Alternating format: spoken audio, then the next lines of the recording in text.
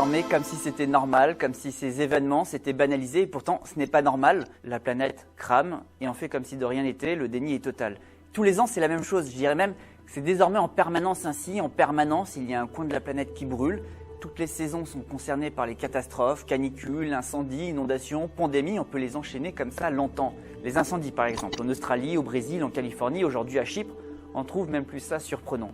On peut aussi parler des inondations qui se produisent tous les ans d'une violence inouïe. On le voit près de chez nous, en Occitanie, en automne, il y a les épisodes cévenols, phénomènes naturels mais qui se produisent de plus en plus tôt dans l'année, de plus en plus violemment et dans l'intensité interroge. Et il y a ce qui se produit actuellement sur quasiment tous les continents, les canicules, les sécheresses. À quel point est-ce naturel? À quel point sommes-nous responsables? Parce que toutes ces catastrophes nous rappellent quotidiennement que ça ne va pas. Dans ces conditions, on s'attend à ce que les politiques et les journalistes s'emparent sérieusement de ces sujets. Il ne s'agit rien de moins que de la survie de nombreuses espèces, dont l'espèce humaine.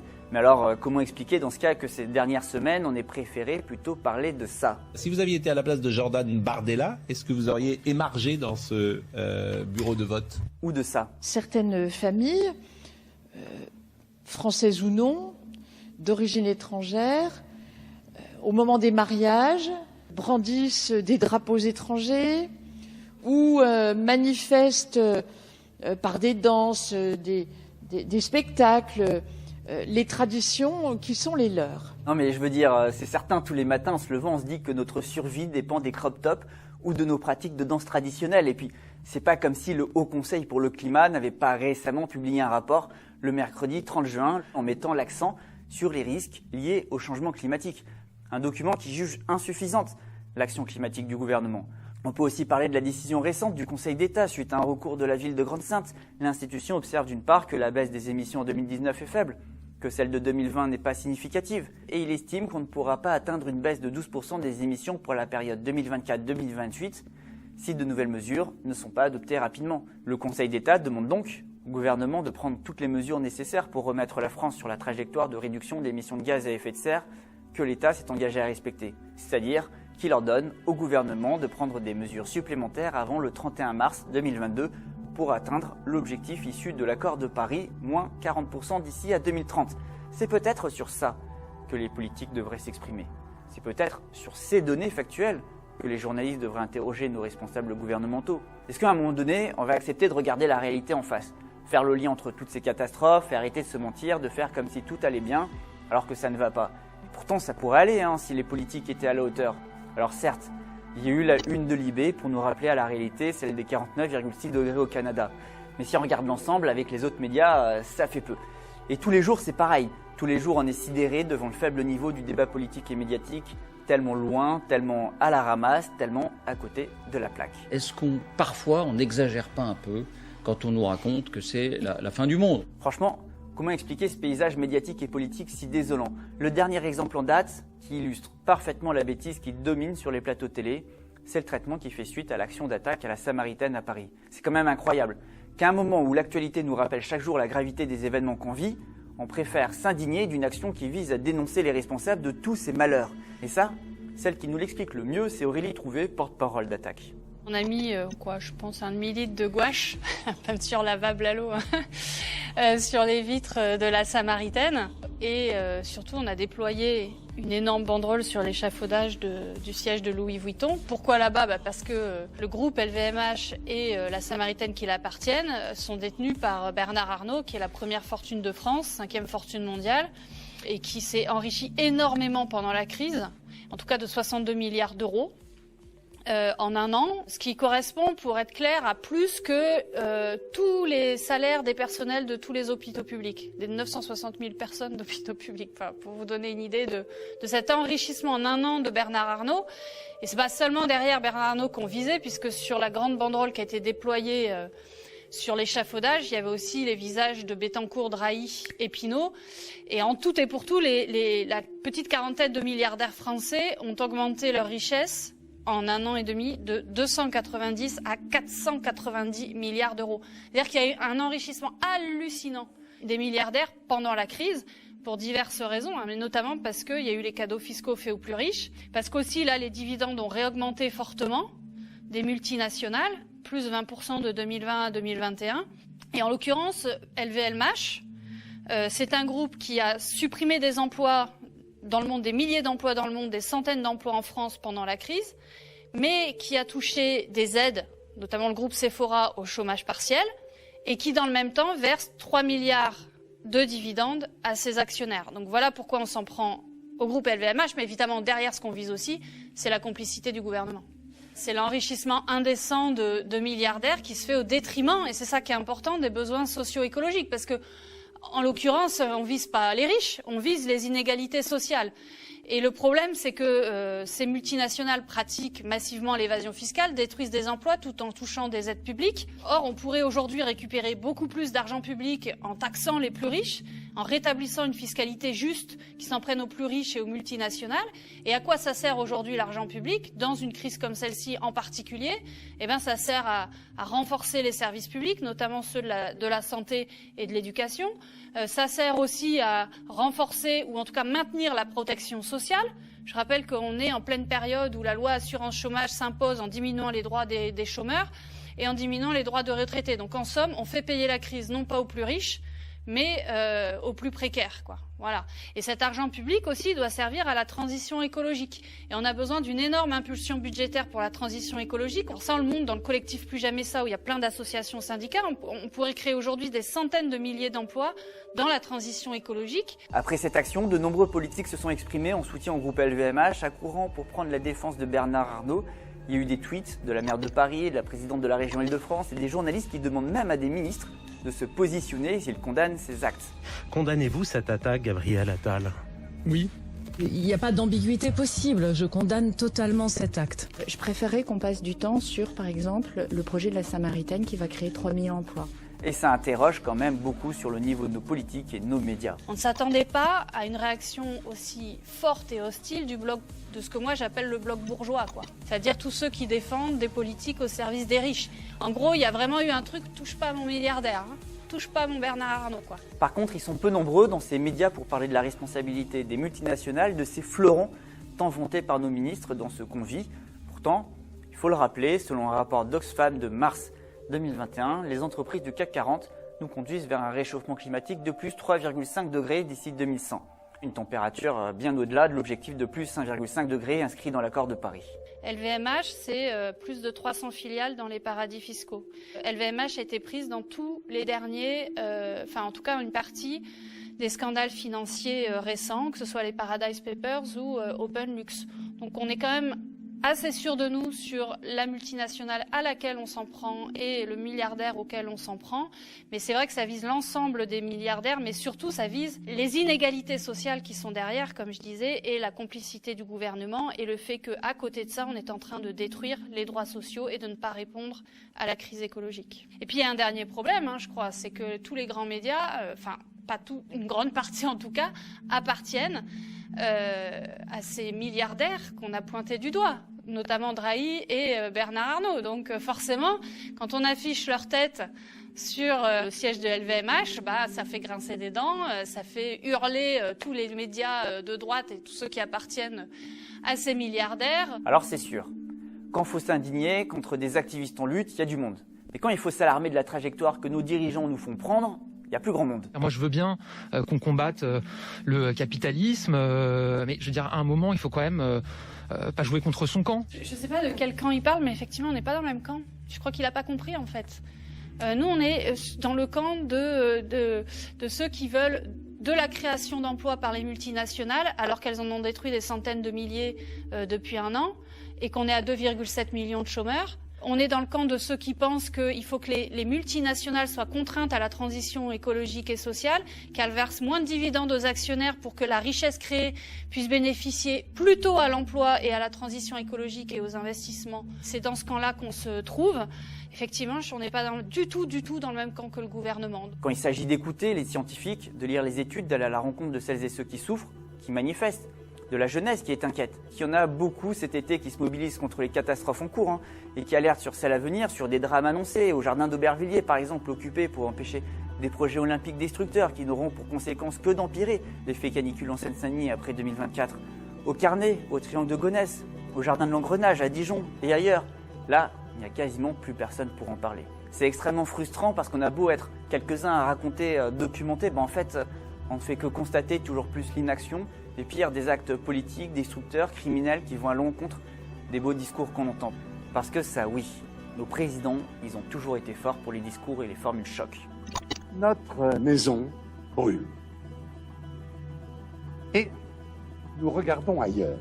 Par contre, s'agissant des actes, le constat est plus amer. Et sur l'écologie, on n'a pas le temps. Je veux dire, ça, là on le voit avec le réchauffement climatique, ce qui se passe actuellement, notamment au Canada et ailleurs, on n'a pas le temps. Et c'est aujourd'hui qu'il faut faire cet immense effort budgétaire au service de la transition écologique, ce qui n'est absolument pas réalisé par le gouvernement dans son malheureux simili-plan de relance, quoi. Mais bon, on peut se le répéter, jusqu'ici tout va bien, jusqu'ici tout va bien, jusqu'ici tout va bien. Mais l'important, c'est pas la chute, c'est l'atterrissage.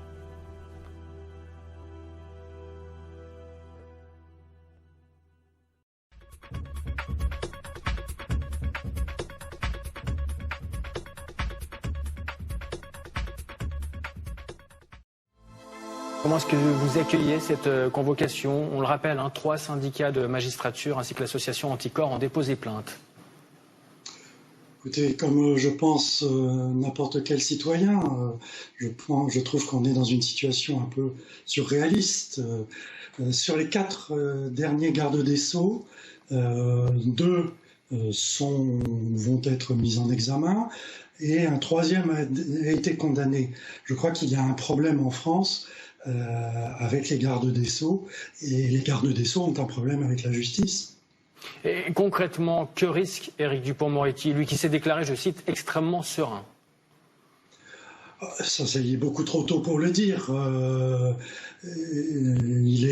Il va être mis très probablement en examen pour une prise illégale d'intérêt. Ça concerne, vous le savez, des faits qui lui sont reprochés en tant que ministre de la Justice. Ça, c'est une grande première parce que jusqu'à présent, les gardes des Sceaux n'ont jamais été mis en examen durant leur fonction pour des faits commis en tant que garde des Sceaux. Monsieur Herveras a été condamné, mais après avoir été garde des Sceaux, pas quand il l'était. Dans l'entourage du garde des Sceaux, on s'étonne de la rapidité des investigations, de la notification de la convocation au ministre le jour même de la perquisition à Place Vendôme. Est-ce qu'il n'y a pas une coïncidence avec le calendrier politique, la présidentielle dans 10 mois maintenant? Est-ce que c'est une épine dans le pied d'Emmanuel Macron, du Nouveau Monde, d'une République exemplaire, même s'il y a quand même la présomption d'innocence, faut le dire aussi. Bon, écoutez, je crois qu'il faut en finir avec cette idée que les juges sont là pour faire de la politique et pour régler des comptes avec les hommes politiques. Cette mise en examen, en réalité, elle est attendue depuis presque 1 an. La Cour de cassation, enfin plus exactement la commission des requêtes de la Cour de cassation a déjà accepté l'ouverture d'une instruction en disant que les faits étaient passibles de poursuite. C'est donc une analyse qui a été faite, je le rappelle, par des magistrats de la Cour de cassation, qui est la plus haute juridiction judiciaire française. Une perquisition a lieu après des mois probablement d'enquête, qui n'a pas été particulièrement rapide, parce qu'en réalité, dans cette affaire, les faits sont connus dès le départ, et il n'y avait pas d'investigation extraordinaire à faire. Donc la perquisition est faite, ça veut dire qu'on va passer à une 2e phase de l'instruction, qui est effectivement la phase des explications qui vont être demandées à M. Dupond-Moretti. Selon vous, est-ce qu'il doit démissionner, Éric Dupond-Moretti? Écoutez, vous savez, on demande aux magistrats d'être impartiaux, non seulement d'être impartiaux, mais d'avoir une apparence d'impartialité. Ce qui va très loin parce qu'il suffit qu'il y ait un soupçon de partialité pour qu'un magistrat puisse se voir reprocher une faute. On attend au moins du garde des Sceaux, qui est quand même celui qui a entre les mains la carrière de la plupart des magistrats, d'être lui-même impartial et d'inspirer confiance. Or, justement, ce qui lui est reproché, c'est de régler des comptes avec les magistrats au travers de décisions qu'il a prises en tant que garde des Sceaux pour des faits qui le concernaient quand il était avocat. Je crois que là, il y a un mélange des genres qui fait que la République est quand même apparemment assez atteinte, pour ne pas dire plus, par une telle image qu'elle peut donner à la fois aux citoyens et aussi sur le plan européen et international.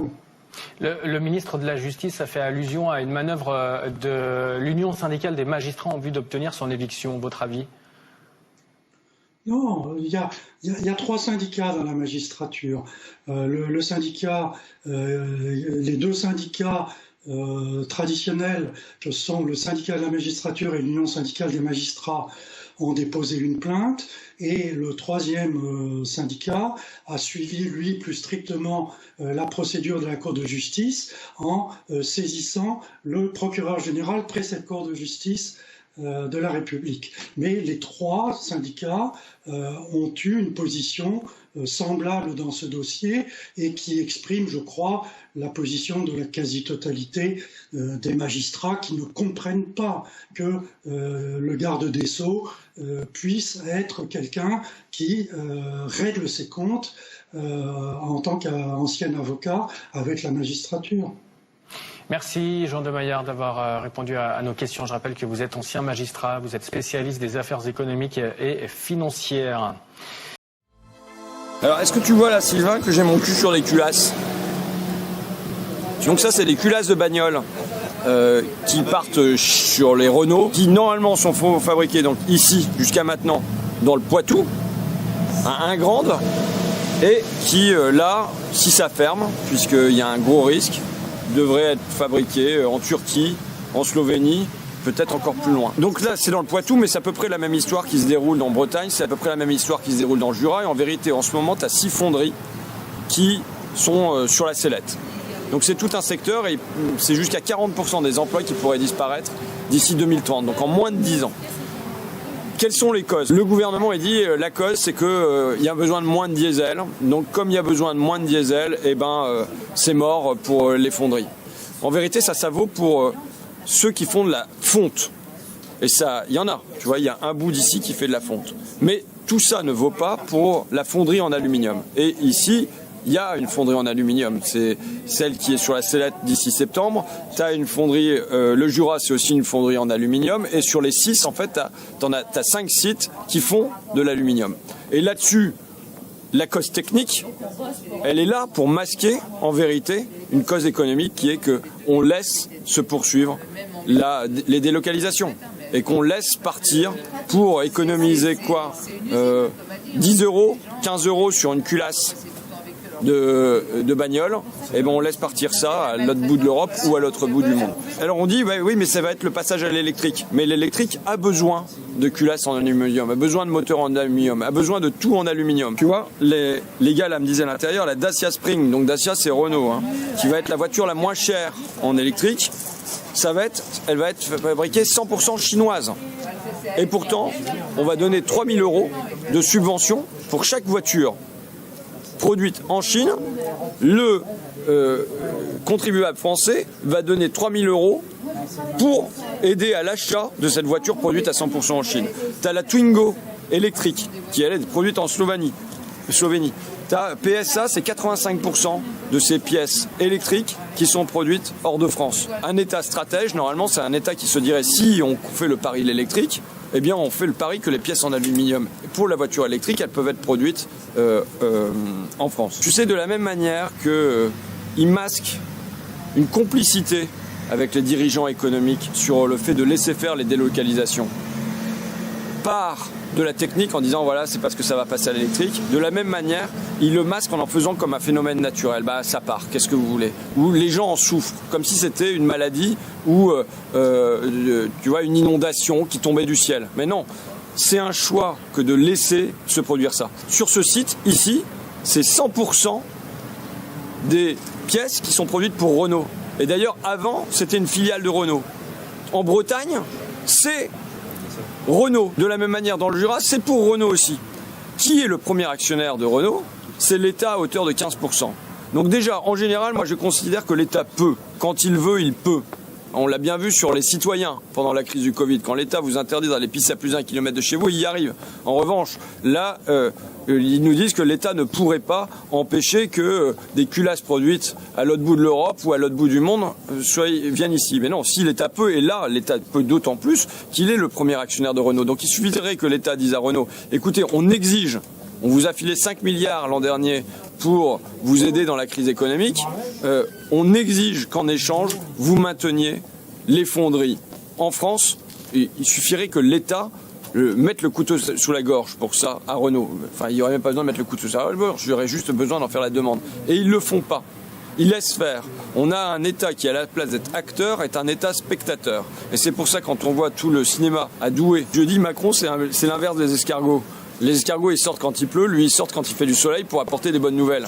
Mais en revanche, dès qu'il y a de la pluie, dès qu'il y a de l'orage, il n'y a plus personne.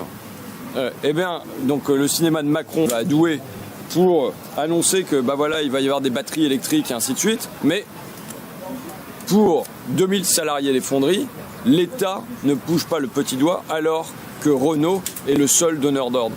Ça me rappelle, tu sais, chez Luxfer qui fabriquait des bonbonnes pour l'oxygène des pompiers et des hôpitaux, où quand ils étaient montés au ministère de l'économie, le gars leur avait dit bah, qu'est-ce que vous voulez, un actionnaire, c'est comme un enfant, quand il décide de casser son jouet, on ne peut pas l'en empêcher. Et bien là, c'est l'État l'actionnaire. Donc s'il veut décider qu'on ne casse pas le jouet que sont les fonderies du Poitou, les fonderies de Bretagne, les fonderies du Jura, toutes ces fonderies qui sont en train de crever, l'État le peut. Et aujourd'hui, c'est parce qu'il ne le veut pas. On arrête là-dessus. Comme ça, Mélanie, elle va être contente parce que sinon, on est en retard sur la prochaine visite. Là, on est aux fonderies du Poitou. Et moi, je vous propose de regarder le président de la République hier, à Douai, qui parle de vous. On doit garder une filière de fonderie française. Et donc là aussi, on va réinvestir, on va reformer.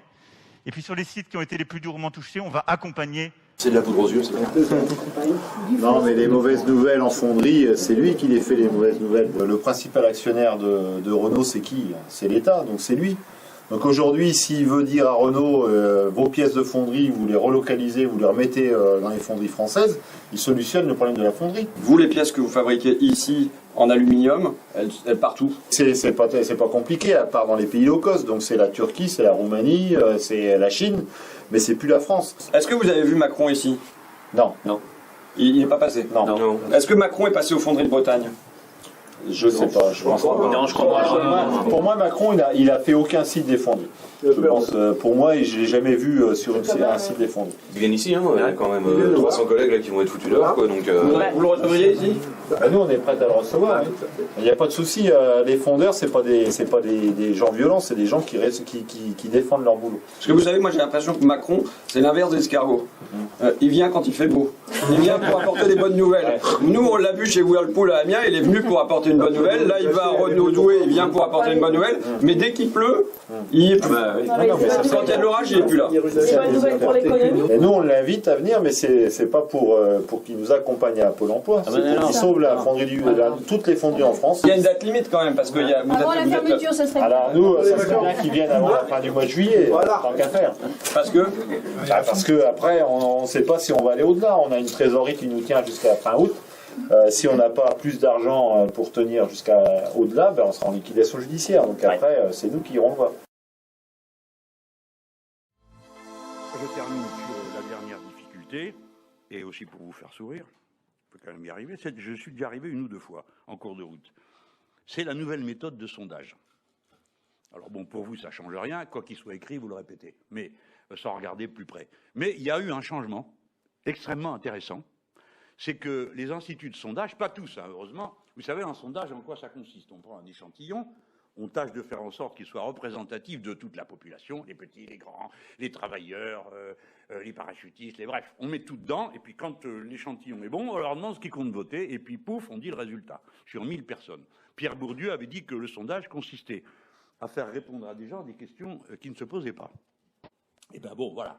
Alors on a déjà eu assez l'occasion de dire dans le passé à quel point ce procédé était un pouvoir d'injonction. Mais je comprends aussi qu'économiquement, c'est plus facile de commenter un sondage que d'aller le faire soi-même ou de provoquer un débat. Donc c'est la vie, quoi. C'est comme ça sert à rien.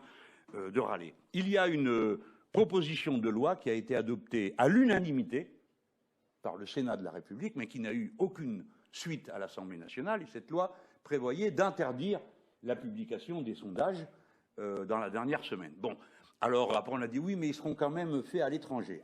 Voilà, les sondages à l'étranger qui apparaissent, parce que d'habitude on ne leur accorde aucune importance. Par exemple, j'ai bien noté que ce sondage de l'Institut anglais qui me mettait à 16% n'a pas retenu votre attention, tandis que d'autres, faits suivant les nouvelles méthodes, vous excitent davantage pour le commentaire. C'est comme ça. Alors, que se passe-t-il? Dorénavant, au lieu de cet échantillon, comme ils ont une peur bleue de ne rien faire, vu à quel point ils se trompent à chaque fois, et qu'à chaque fois ils viennent reverser les mêmes grosses larmes sur les plateaux de télévision, où il leur est immédiatement, après leur confession auriculaire, accordé une absolution instantanée, et la discussion reprend ou au point où elle était. Ils ont donc maintenant une hantise. Avant, c'était le niveau du Front National, maintenant, c'est le niveau de l'abstention. Ils ont donc trouvé une invention géniale. On interroge 1000 personnes, et on les classe, on leur demande dedans, est-ce que vous êtes très sûr, moyen sûr, pas très sûr, etc., de 1 à 10, sur une échelle de 1 à 10, est-ce que vous êtes sûr de voter? Attention, ce n'est pas parce que vous n'êtes pas sûr de voter que vous n'avez pas une opinion. Hein. Est-ce que vous êtes sûr de voter? Si vous êtes à 10, pour ces instituts, hein, hop, votre opinion compte. Si vous n'êtes pas au point 10, c'est-à-dire sûr et certain, quoi qu'il arrive, en toute hypothèse, d'aller voter, quick, vous n'existez pas. Si bien que ce que vous publiez, ce sont des sondages où sur 1000 personnes à qui on a demandé leur avis, il n'y en a que 500, dans le meilleur des cas, ou 550, dont l'opinion est retenue. Tous ceux qui ne sont pas sûrs à 100% d'aller voter ne sont pas comptés. Cette méthode est absolument incroyable. Après tout, pourquoi pas, mais au moins faudrait le mentionner. Hein? C'est-à-dire pourcentage de certitude d'aller voter, 2 points, et on met les résultats. Non, on ne dit pas ça. On fait comme si. Donc on recommence le même pouvoir d'injonction qui a été fait pendant toute la campagne des régionales. Et dans la campagne des régionales, ceci a été méthodiquement fait pour provoquer un réflexe de vote utile. Voilà. Donc là, nous savons que nous allons terminer à nouveau par une injonction de vote utile, que la démocratie va encore être défigurée. Alors, si on ne compte que les gens qui sont sûrs d'aller voter, je vous ai amené un petit texte auquel je vous invite à vous référer si vous voulez voir la fin de la pente. Parce que souvent, dans la science-fiction, on trouve beaucoup de choses qui sont des anticipations extrêmement intéressantes sur la réalité. Là, c'est un texte d'Isaac Asimov, qui vous est connu à la fois parce que je lui ai emprunté l'hologramme d'Harry Seldon, et puis parce que c'est très à la mode, il y a les robots, hein, les règles de la robotique, tout ça. Donc c'est un auteur qui est plutôt connu. Et il a fait ce petit livre que moi j'ai eu aux éditions Le Passager clandestin, 10 chroniques. Voilà. Ça s'appelle À voter. Eh bien, devinez ce qui se passe. Grâce à des sondages, on sait repérer la personne qui a l'opinion qui, pour finir, sera celle de tout le monde.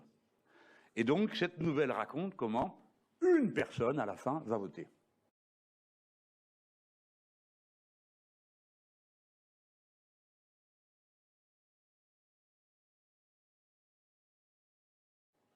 Alors, son vote est secret, hein. Mais les sondages ont permis de savoir quelle était la personne qui savait bien voter comme tout le monde finirait par voter. C'est-à-dire que c'est donc à la fin une seule personne qui vote. Donc nous pouvons dire qu'une fois de plus, la science-fiction nous a ouvert le chemin du futur. Nous en sommes pour l'instant à éliminer la moitié des gens qui se disent incertains d'aller voter ce jour-là.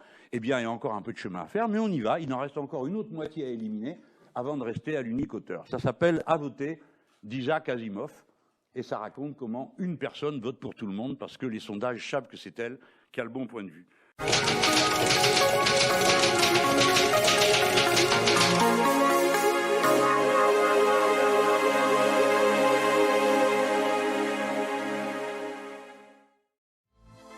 Un retour en France avec l'ouverture aujourd'hui du procès d'un militant du collectif écologiste Extinction Rébellion et d'un gilet jaune avec une centaine d'autres militants.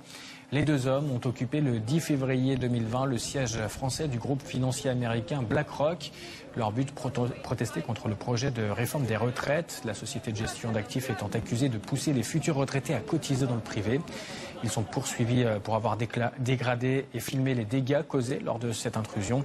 Tous deux contestent les faits et une manifestation de soutien se tient en ce moment devant le tribunal. Réaction au micro d'Estelle Farge et de Frédéric CH. Là, ça va être un procès politique par rapport à une société qui est une société prédatrice des retraites du monde entier et ils veulent s'accaparer le marché français. Comment on fait pour se faire entendre? Comment on fait pour manifester notre mécontentement ou mettre la lumière sur une situation, un problème où le gouvernement nous cache les aboutissants de cette histoire des retraites qui va être privatisée par des grosses sociétés, de la financiarisation internationale. Enfin, de l'emprisonnement pour avoir gribouillé dans un hall et collé 3 affiches en scandant qu'on n'est pas d'accord avec ce que fait le gouvernement.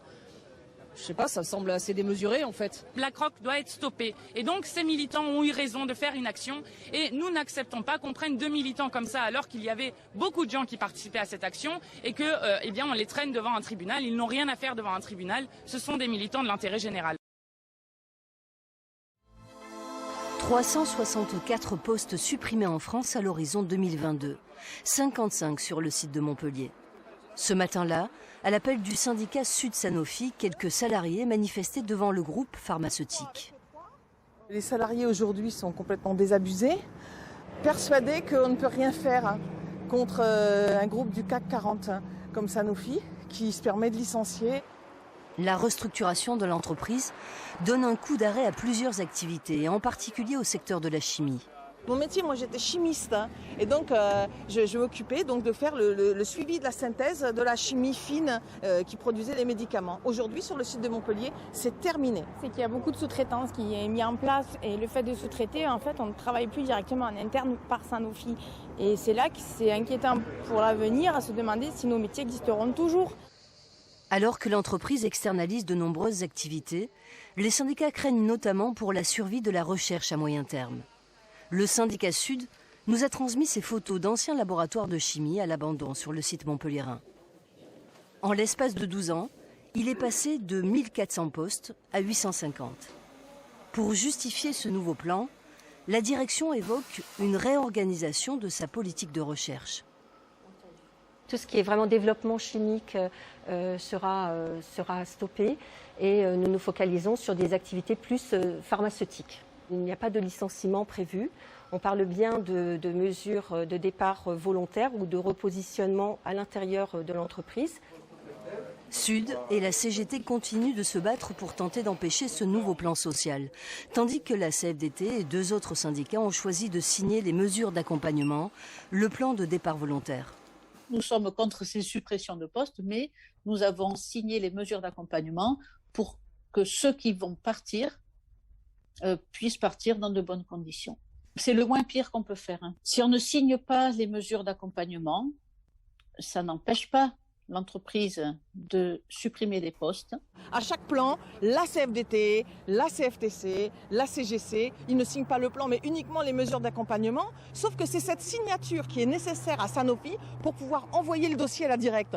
En donnant un blanc-seing à Sanofi, eh bien ça permet de faire dérouler toutes les plans de restructuration depuis ces 10 dernières années. Sud vient de saisir l'inspection du travail pour lui demander de bloquer le plan de départ volontaire. S'ils ont de profonds points de désaccord, les syndicats de Sanofi pointent tous du doigt les profits réalisés par la multinationale. Quelques billets à l'effigie de nos dirigeants qu'on aime beaucoup, donc je vous les présente rapidement. Le mastodonte pharmaceutique enregistre un bénéfice net en progression de près de 340%, soit 12,3 milliards d'euros de plus que l'an dernier.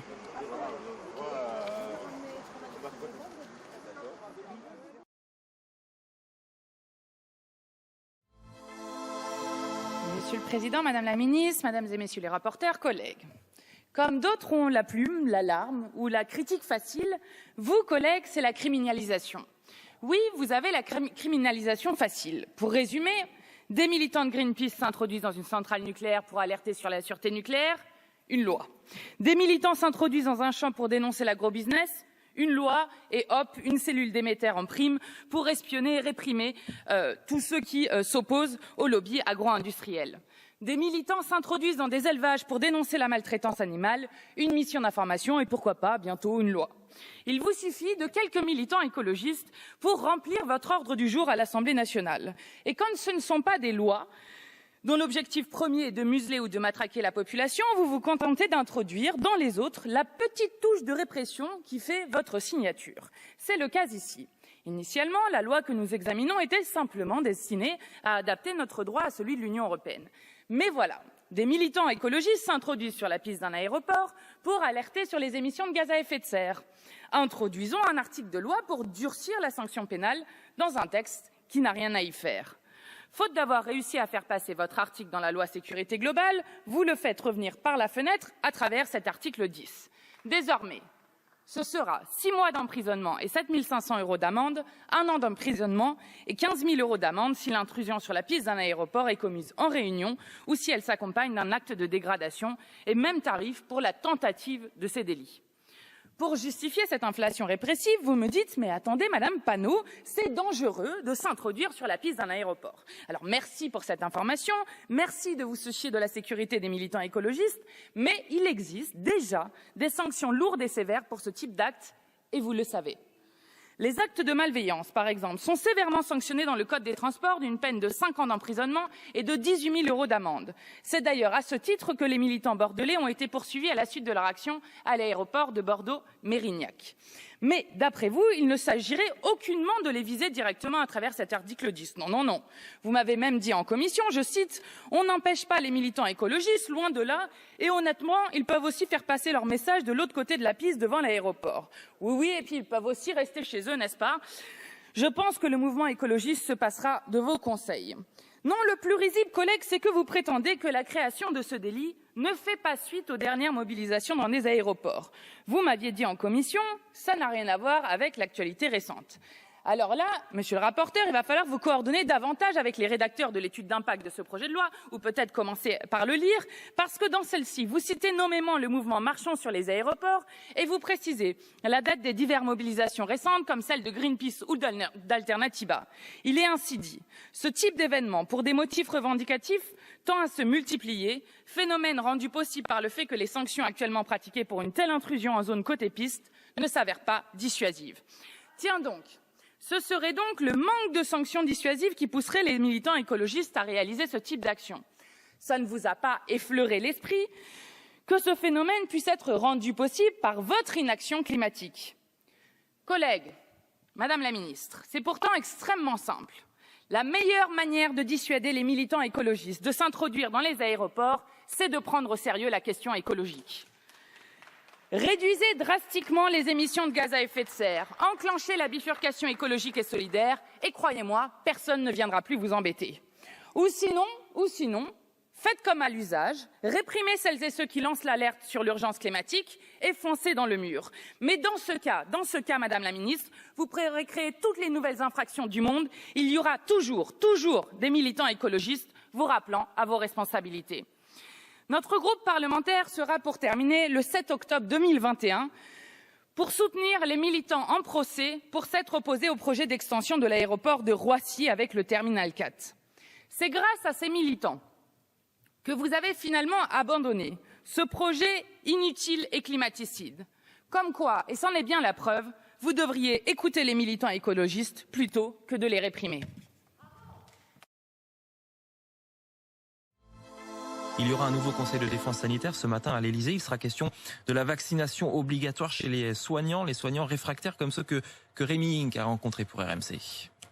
Angèle a 34 ans, aide-soignante depuis 2009, elle travaille en Bretagne dans un service d'oncologie et elle ne veut pas se faire vacciner. J'ai pas envie qu'on choisisse pour moi en fait. Je veux choisir pour mon corps, pour ma santé, pour le bénéfice, le risque, comme toute personne, comme tout citoyen en fait. J'ai l'impression qu'on nous pointe du doigt, ça me blesse en fait, je suis blessée. Blessée et prête à partir, à quitter son emploi. Mes conditions de travail sont très difficiles. On manque de personnel, on manque de moyens. Si vraiment il s'avère qu'on soit obligé de se faire vacciner, ce sera la goutte d'eau qui fera que je mettrai un terme à ma profession d'aide-soignante. C'est des missions possibles qui pourraient poser problème si on les additionne au manque d'attractivité de l'hôpital. Patrick Bourdillon, secrétaire fédéral de la CGT Santé. Si on prend un établissement comme la PHP, qui est juste le plus grand CHU d'Europe, on voit qu'il n'arrive pas à recruter d'infirmières depuis l'année dernière. Donc, quid de ce qu'il va devenir? Évidemment, il y a certaines infirmières qui ne sont pas habilitées à venir travailler parce qu'elles ne sont pas vaccinées. Sur la vaccination obligatoire des soignants, la CGT parle aujourd'hui de choix intimes. Sud Santé estime que les soignants sont libres de choisir. Alors ce matin, l'actualité politique, selon vous, prend des faux airs du Festival de Cannes. Alors pourquoi ? Ben voilà l'été, cher Olivier, il est enfin là, derrière nos fenêtres et dans nos rues. Et cela fait du bien. On aurait presque l'impression de vivre dans un pays normal, alors qu'une brochette bien épicée de variants est déjà à nos portes avec le Delta, l'Epsilon et le Lambda. Mais pour la minorité de Français qui ont encore les moyens de partir en vacances, la quille est à portée de maillots de bain et de crème solaire avec le pass sanitaire autour du cou dans un étui plastique. Et une fois n'est pas coutume, le Festival de Cannes a été repoussé en raison de la crise sanitaire, mais a pu dérouler son tapis rouge flamboyant en faisant le plein de starlettes nationales et internationales ce 6 juillet au soir dans une salle à moitié masquée. Eh bien, lorsque je regarde à quoi va ressembler notre été, je ne peux m'empêcher de filer la métaphore, cher Olivier, entre ce célèbre festival de cinéma autour duquel s'agglutine le Gotha mondain, le carnaval politique qui vient lui aussi de commencer et la très probable épidémie de réforme qui va frapper les Français dans la torpeur de ces 2 mois d'été. Ce matin, nous allons donc tenter d'y voir plus clair sur certaines probables séquences qui va s'ouvrir sous nos yeux. Et comme pour le Festival de Cannes, nous allons essayer d'anticiper les prix qui pourraient être décernés aux uns et aux autres, tant la concurrence est de plus en plus rude, Olivier. Alors justement, qui seraient les heureux lauréats, selon vous, de ces palmes politiques ? Alors en commençant par le prix de la mise en scène qu'on peut décerner sans trop d'hésitation à notre guilleret et farceur ministre de l'Éducation nationale, Jean-Michel Blanquer, pour son incroyable aplomb dans l'autosatisfaction des résultats du baccalauréat avec un taux de réussite presque nord-coréen de plus de 90%. Et quelqu'un que je connais bien me dit souvent, pour rater, je cite, pour rater le baccalauréat, aujourd'hui il faut en faire la demande écrite au rectorat de son académie. Bien entendu, chacun est libre de faire sienne ou pas cette analyse. La réalité, c'est que le niveau général des élèves en France est en chute libre, alors que le sol est de plus en plus bas. Il n'y a qu'à voir la place désastreuse de la France dans le classement PISA, alors que le bout en train, Jean-Michel Blanquer a profité de la crise sanitaire pour placer sa réforme et liquider la méritocratie française de l'école républicaine en appelant cela la régénération du baccalauréat, sans compter l'usine à gaz qui est Parcoursup. Donc, j'attribuerai le prix de la mise en scène sans aucune hésitation à Jean-Michel Blanquer. Prix de l'interprétation masculine maintenant, je vous l'avoue, je n'ai pas beaucoup cherché, tant Xavier Bertrand excelle et rafle tous les castings les uns après les autres. Pas besoin de sondage ou de primaire pour voir dans le président des Hauts-de-France l'aura charismatique du trublion de la droite qui ne s'en laisse pas compter. Alors qu'il gagne les régionales avec moins de 17% des inscrits, il a cette capacité d'incarner l'icône de la légitimité politique à merveille. Son jeu est tellement convaincant qu'on aurait presque l'impression que Xavier Bertrand est le nouveau chantre du plébiscite, de la concorde et du rassemblement populaire. Et puis j'ai aimé cette pugnacité à annoncer solennellement 36 fois sa candidature à la présidentielle. Vous voyez, le talent, Olivier, c'est de répéter la même réplique en faisant semblant d'y croire, alors que le second rôle, Christian Jacob, joue dans le remake, lui, d'Apollo 13 en répétant « Houston, on a un problème ». Mais Xavier Bertrand, c'est un peu le Bénur de la présidentielle, version péplum, mais sans le char. Et alors, dernière, Marine Le Pen devrait décrocher, quant à elle, le prix de l'interprétation féminine, avec les rodomontades de ces derniers mois qui ont connu leur apogée ce week-end à Perpignan, dans une scène qui pourrait devenir mythique. La candidate du Rassemblement national a rejoué à sa manière l'appel du 18 juin du général de Gaulle à Londres. Mais pour Marine Le Pen, elle, c'était le 5 juillet 2021 au Palais des Congrès de Perpignan, lieu emblématique de la Foire Expo, pour dérouler son projet politique pour 2022. Et ce fut une éloquente interprétation de la pasteurisation politique lorsque Marine Le Pen a annoncé qu'elle avait signé une déclaration commune avec 15 autres partis souverainistes européens sur la réforme de quoi ? Eh bien, sur la réforme de l'Union européenne. Et interpréter avec autant de brio et de triomphalisme un texte à la consistance d'un caramel mou, c'est une vraie performance scénique, Olivier. Alors Nicolas, il nous reste très peu de temps. Néanmoins, la Palme d'Or, vous n'en avez pas parlé ? Eh bien, Emmanuel Macron pourrait être en bonne position pour brandir sur le perron de l'Élysée la palme d'or politique dans quelques semaines. Et comme le disait notre cher Jean-Pierre Raffarin national, la route est droite, mais la pente est forte. Pourquoi? Eh bien, parce que le chef de l'État se produit en ce moment sur deux superproductions. La première, un variant nommé Delta, et l'autre vole au-dessus d'une réforme des retraites. Et ces deux rôles sont infiniment compliqués à jouer et la mission est incommensurablement dure à assumer pour prétendre crier victoire. Et il a tellement personnalisé la fonction de président, Emmanuel Macron, ignorant même son mouvement politique fantôme, qu'on ne saura plus sur le gros plan. Mais vous savez, c'est à la fin du bal qu'on paie les musiciens et avec Jean Castex en chef d'orchestre, la tâche s'annonce très difficile, d'autant plus que c'est Olivier Véran qui donne le rythme. Et comme le disait le regretté Michel Audiard-Olivier, quand on parle pognon à partir d'un certain chiffre, tout le monde écoute. Alors rendez-vous dans les salles avec un masque et sans popcorn, Olivier. Merci beaucoup. Juge des référés qui relève donc que ce pass sanitaire n'est pas requis pour les activités du quotidien ou l'exercice de certaines libertés fondamentales. Voilà qui ne va pas arranger les affaires du gouvernement qui aimerait bien trouver un moyen de contraindre à la vaccination sans la forcer. Évidemment. Aujourd'hui, on voit bien que tout est sur la table pour contraindre. On voudrait d'abord demander aux soignants de se vacciner, le rendre obligatoire.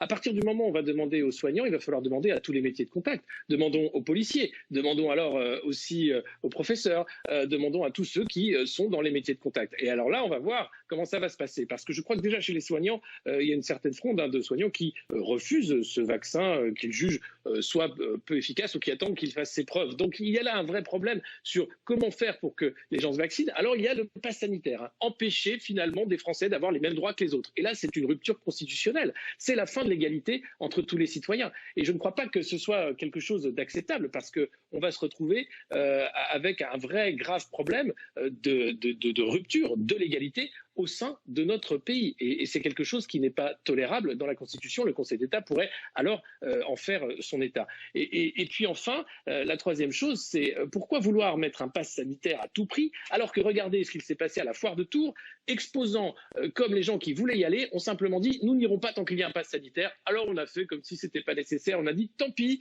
on va laisser tomber, l'important c'est que les gens se retrouvent, alors venez ». Et de l'autre côté de la Manche, à côté de chez nous, la Grande-Bretagne, un pays massivement vacciné où le Delta a repris, et Boris Johnson a pourtant dit que le pass sanitaire allait être totalement abandonné, tout comme l'utilisation des masques qui sera non obligatoire et à l'appréciation de chacun. Donc il suffit de regarder un peu autour ce qu'il se passe et de voir que non, la route n'est pas forcément celle de la contrainte, celle du pass, celle de l'interdiction, celle de lois liberticides, de mesures liberticides.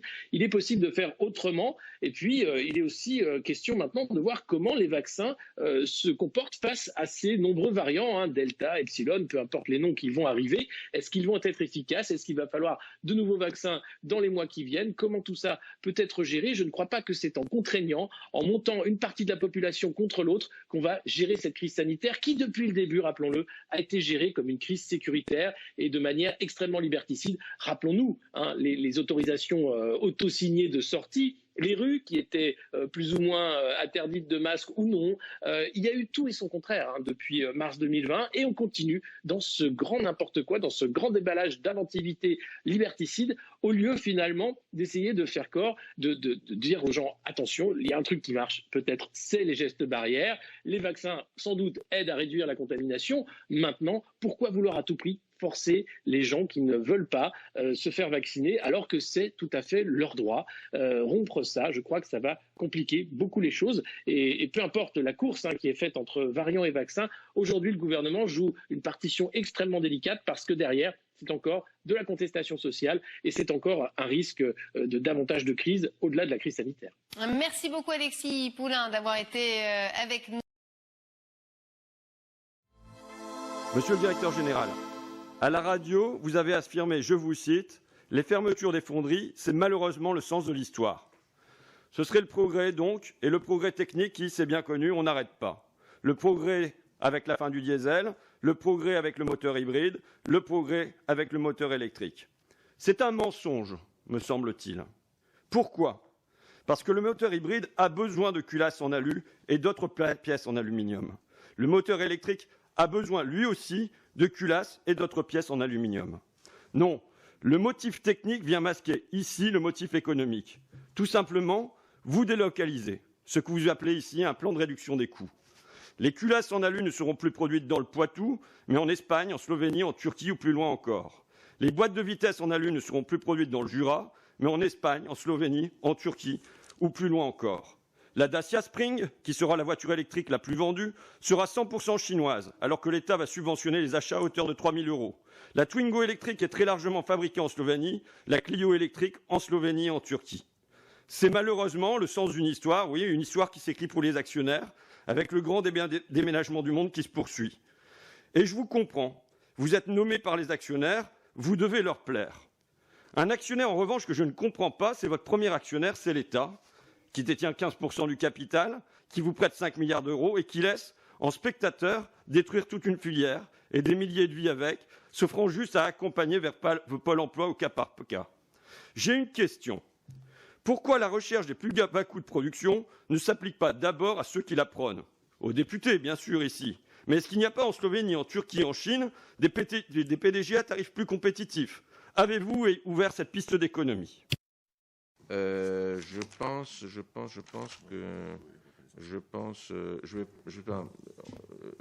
y avait quelqu'un qui évoquait un PDG low cost, etc. Je ne sais pas si je dois répondre à cette question. Ouais. La question est posée, monsieur le directeur général. Elle est posée sur les fonderies également et sur les fonderies en aluminium. Mais je pense que les fonderies ont été répondues par le président. Monsieur Ruffin, s'il vous plaît, attendez, on va laisser les auditionnaires répondre, on va laisser l'ensemble des parlementaires, on ne transforme pas ça en dialogue, s'il vous plaît, d'accord? Non, s'il vous plaît, on va laisser... Non, s'il vous plaît, monsieur Ruffin, si vous n'êtes pas content, hein, donc vous avez posé vos questions avec les parlementaires, on laisse les invités répondre, les auditionnaires répondent, et il y aura d'autres questions de parlementaires. Non, s'il vous plaît, ça va, ok? Ça va. Les esclandres, pour faire des esclandres, ça va, ok? Ok? Bon, allez, messieurs, à vous. Je vais terminer, monsieur le Terminé, merci. Bien, vous n'avez pas le monopole de la chaîne. Non, vous êtes seul à faire du bruit. J'ai une question qui est très précise sur les fonderies en aluminium dans le Poitou et dans le Jura, et j'ai pas de réponse. C'est juste. Non, ça n'a pas été posé sur l'aluminium. Si vous remettez en cause le fonctionnement de cette commission, eh bien, soyez patient, vous reposerez votre question. Non, vous n'avez pas un droit de grâce. Vous avez le même droit. Vous avez le arrêtez votre cirque. On peut discuter la forme de la question de notre collègue, mais sur le fond, elle était pertinente, sa question. Il nous est important de savoir comment vous travaillez aussi avec ces équipementiers, ces rangs 1, ces rangs 2, ces sous-traitants qui sont installés dans nos territoires parfois depuis des décennies, parce que ce sont des emplois dans nos villages, dans nos petites villes. Et c'est sur ça que nous avons besoin d'avoir des gages qui nous rassurent, messieurs. Il y a en ce moment la fermeture en cours de 5 fonderies en aluminium, et j'insiste sur aluminium parce que la fonte est une autre problématique, mais ce sont des milliers d'emplois. Vous êtes donneur d'ordre, vous êtes responsable, vous dites c'est le sens de l'histoire et vous déguisez ça sous couvert technique. Je vous dis, les syndicats vous disent, les ouvriers vous disent, vous mentez. En vérité, vous délocalisez. Je pense que ça mérite une réponse sinon à moi, du moins aux milliers de salariés qui ont travaillé pour vous depuis des années, que vous licenciez, que vous condamnez à Pôle emploi. Et le minimum de respect, à mon avis, c'est non pas de fuir cette question, mais de leur accorder une réponse franche, une réponse sincère sur les motifs de ces fermetures en cours. Nous sommes extraordinairement impliqués dans l'idée d'employabilité du personnel des fonderies, notamment la fonderie de Bretagne qui aujourd'hui appartient au groupe Renault. Je pense que cette question de l'employabilité des personnels de fonderie aurait dû être traitée bien plus tôt, probablement il y a 5 ou 10 ans. Pour nous, l'aluminium a un certain avenir. J'ai dirigé pendant quelques années l'aluminium, des productions d'aluminium de Péchinet en Europe et en France, donc je sais de quoi je parle. Et ce que je veux dire, c'est que la question de la recompétitivité de ces sites est posée, et elle se fera, à mon avis, par une politique intelligente de regroupement des sites pour que l'on puisse les rendre plus robustes. Bon, de la langue de bois, c'est pas comme si on n'était pas habitué à en avaler, hein. Mais là, c'est même pas de la langue de bois, c'est zéro réponse. Tu lui dis, vous mentez 2 fois. C'est pas le progrès technique, le moteur électrique, l'hybride, et ainsi de suite, qui font que les fonderies en aluminium elles ferment, c'est parce que vous délocalisez. Il répond pas. C'est quand même des milliers d'emplois. On les a vus, les gars, dans le Poitou. Nous, on voit qui c'est.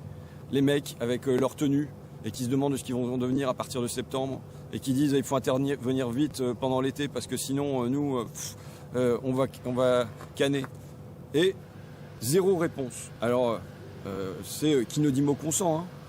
Si jamais il avait des arguments pour dire non, c'est pas une délocalisation, c'est pas parce qu'on va produire de la voiture électrique en Chine, c'est pas parce qu'on va produire les culasses en alu là en Espagne, en Turquie, en Slovénie et compagnie, il le dirait. Vous vous trompez, monsieur Ruffin, vous avez mal étudié le dossier, il se moquerait un peu de moi, tu vois, comme ils font. Là, ça veut dire que c'est vrai. Et après, t'as l'autre, là, Jean-Dominique Sénard, qui dit que l'aluminium a un avenir. Il n'y a pas de doute. Pourquoi ? Parce que c'est léger, l'aluminium. Donc l'électrique, ça a besoin de voitures légères. Donc normalement, il y a de l'avenir pour l'aluminium. Alors comment ça se fait qu'il y a un avenir et que pourtant vous fermez les fonderies ? Et il te dit, rassurez-vous, je suis très attaché à l'aluminium parce que j'étais chez pas trop quoi, chez Péchinet.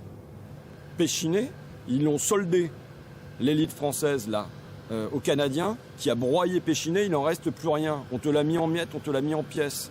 Détruit. Alors pour me rassurer, il va falloir me donner un autre exemple que Péchinet, quoi.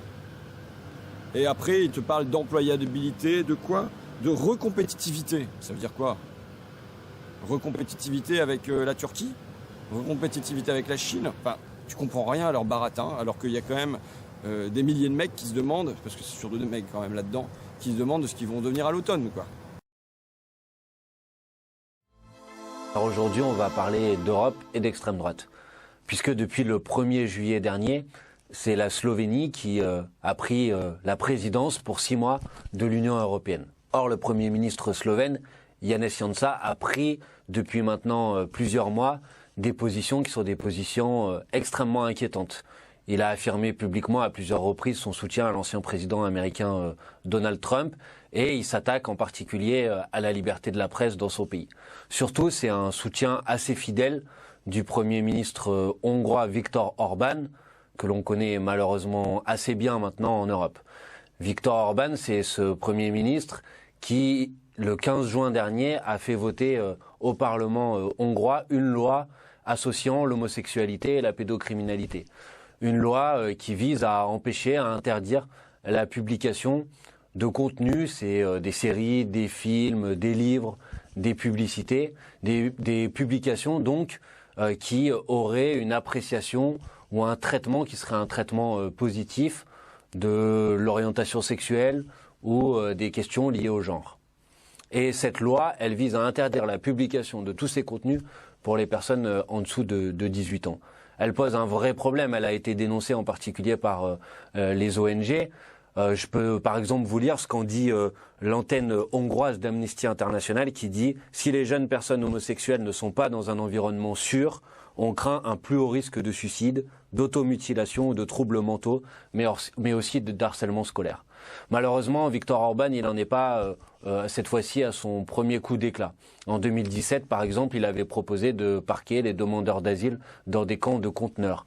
Ou en 2018, il avait cherché à museler et à empêcher les avocats, les organisations internationales, les ONG, de pouvoir se rendre dans les endroits où étaient parqués ces mêmes demandeurs d'asile pour pouvoir vérifier que leurs droits fondamentaux étaient bien évidemment respectés. Ce même Viktor Orban, il a signé il y a quelques jours de ça une tribune collective avec le Rassemblement national et Marine Le Pen, avec la Lega, le parti de l'extrême droite italienne de Matteo Salvini, avec Vox, ce parti d'extrême droite post-franquiste en Espagne, néo-franquiste même, notamment celui avec lequel avait un certain nombre de complicités l'ancien Premier ministre français Manuel Valls. Et cette tribune, elle vise à faire progresser encore les idées de l'extrême droite partout en Europe. Face à cette situation, il faut réagir. Or, la Commission européenne, pour l'instant, fait la sourde oreille et elle est beaucoup plus prompte à attaquer les modèles sociaux de nos différents États membres, à s'en prendre aux salariés, à attaquer la réforme des retraites, à liquider les services publics, à protéger les multinationales ou encore à conditionner les plans de relance des différents États membres à des engagements très forts en matière économique. Par contre, elle ne dit rien sur ces pays qui continuent à s'attaquer, à remettre en cause nos droits fondamentaux, nos libertés fondamentales. C'est pourquoi il faudra mener cette contre-offensive contre l'extrême droite partout en Europe. Il faut le faire au Parlement européen, c'est ce que nous faisons. Il faut le faire en France aussi, à l'Assemblée nationale. Il faut rappeler que l'extrême droite reste une menace pour nos droits fondamentaux, pour les libertés humaines. Il faut rappeler que l'extrême droite, contrairement à ce qu'elle dit, est une menace aussi pour les catégories populaires. Que non, l'extrême droite n'est pas l'allié de celles et ceux qui souffrent au quotidien. Que en Europe, l'extrême droite, elle se prononce pour l'augmentation de la durée légale du travail, pour le report de l'âge légal de départ à la retraite. Qu'elle mène une politique qui est une politique antisociale, en plus d'être dangereuse pour nos droits et nos libertés. Il faudra continuer à mener cette bataille, cette contre-offensive, mais surtout, il faut ouvrir une alternative qui, elle, apporte des réponses sérieuses aux problématiques que les gens rencontrent au quotidien. C'est ce que nous allons faire dans l'année qui s'ouvre, autour de la candidature de Jean-Luc Mélenchon, autour de notre programme L'Avenir en commun.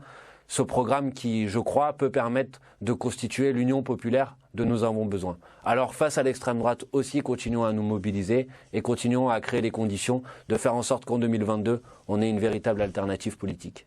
Allez, bye bye. C'est tout pour cette semaine. On se retrouve une prochaine fois pour un nouvel édito. Bonsoir Alexis Poulain, merci d'être avec nous. Alors clore la séquence sur les retraites, c'est un petit peu l'ambition d'Emmanuel Macron, même s'il ne se prononce pas encore clairement sur le sujet. Quand on voit que même la CFDT menace de faire grève à la rentrée, on se dit que cette affaire risque de mettre du monde dans la rue. Évidemment, elle a déjà mis beaucoup de monde dans la rue lors de la première mouture. Il a fallu utiliser le 49.3. Rappelez-vous, le premier conseil sanitaire a été réservé finalement au 49.3 pour faire passer cette réforme des retraites au forceps avec tous ces Français, tous les partenaires sociaux dans la rue, vent debout contre cette réforme. Rien n'a changé, la crise sanitaire est passée par là.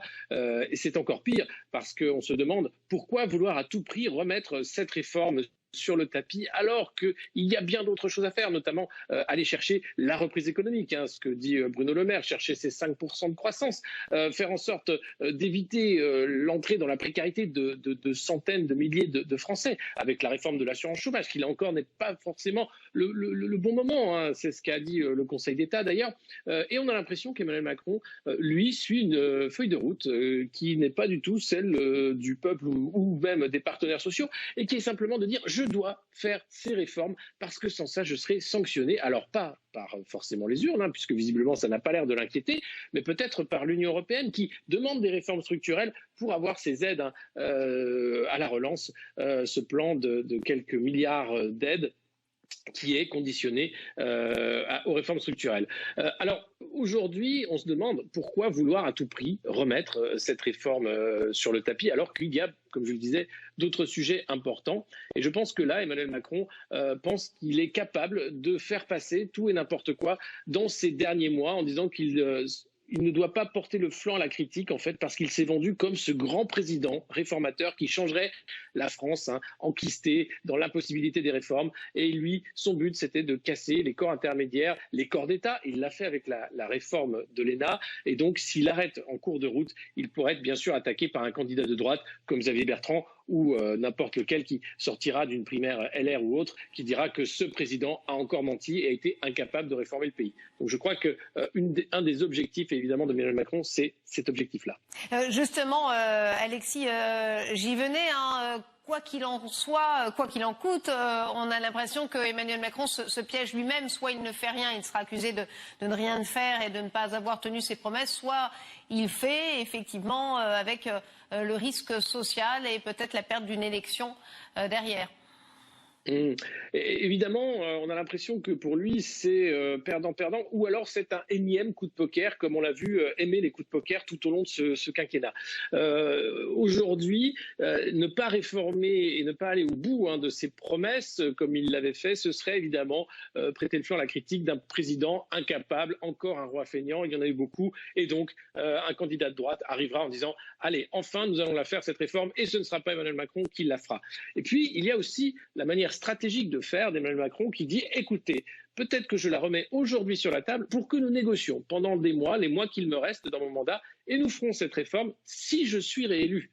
Et là, à ce moment-là, il serait capable de couper l'herbe sous le pied d'un candidat de droite en disant votez pour moi, comme ça cette réforme sera faite avec le temps de la concertation nécessaire et l'état de la relance. On verra à ce moment-là, en 2022, quel sera l'état de l'économie française. Donc, dans tous les cas, ça peut être un coup de poker qui serait gagnant, parce qu'aujourd'hui, on voit bien que tous les grands partis sont divisés, n'ont pas encore de champions avérés, de programme clair. Or, Emmanuel Macron, lui, peut dérouler ce programme clair, finir les réformes, continuer le mandat qui lui a été donné, même si ce n'est pas un mandat grandement majoritaire, il a été très mal élu en 2017, il pourrait être très mal élu en 2022 et continuer ce travail de réforme du pays alors que d'autres voudraient le faire à sa place. Donc c'est peut-être une façon aussi de continuer en disant que je dois faire des choses difficiles. Nous verrons. Si jamais la contestation est trop lourde, alors il laissera peut-être sa place à quelqu'un comme Édouard Philippe ou un autre qui prendra alors le flambeau de ce qu'il restera de La République En Marche, un parti bien mal en point. Alors, à 12 mois, moins de 12 mois, surtout des présidentielles, finalement, Alexis, quel président réussit à faire ce type de réforme d'importance ? On est vraiment à moins de 12 mois, on est là même à 10 mois, 8 mois.